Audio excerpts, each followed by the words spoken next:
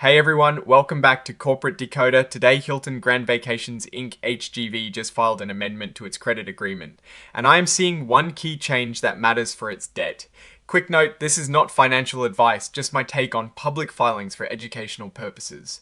Basically, they are pushing out some of their debt that was due in 2028 to a new maturity in 2033, and I want to dig into what that means for them. Alright, let us dive into what Hilton Grand Vacations Inc., which we know as HGV, has been up to.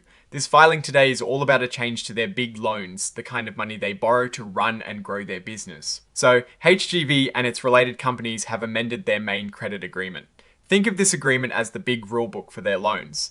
They have done this pretty often. This is amendment number 10, meaning they have tweaked it quite a bit over time. The big news here is that they've taken out a new loan, a term loan of $850 million.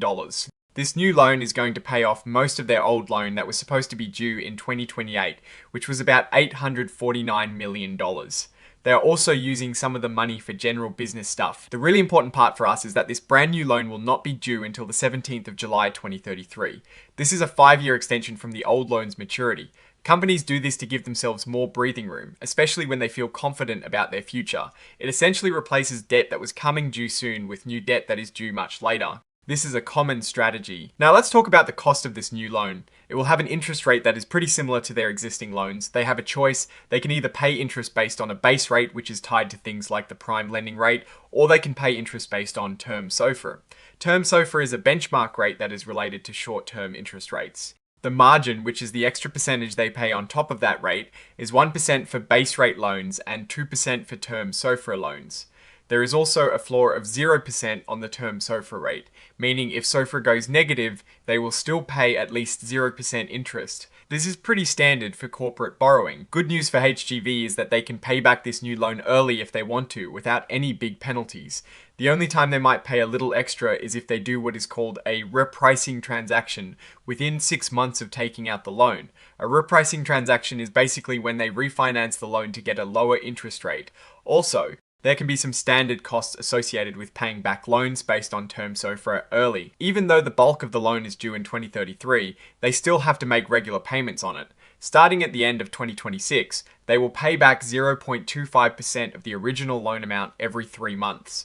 This is called an amortization schedule. So a little bit is paid off each quarter, and then the big remaining chunk is due in 2033. This is a positive sign because it shows they are planning to slowly chip away at the principal rather than just rolling it all over.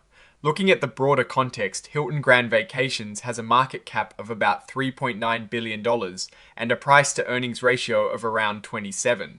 This refinancing move is a common financial maneuver, especially with interest rates being what they are. By extending their debt maturity, they are strategically managing their financial obligations, which can provide stability and flexibility for future operations and growth. It suggests they are looking ahead and planning for the long term, even while facing the everyday pressures of the market. This extension also seems well received by the market, with recent headlines indicating a positive outlook and even price target increases for HGV stock. This kind of proactive debt management can be a sign of a healthy, forward-thinking company that wants to de-risk its capital structure. The risk.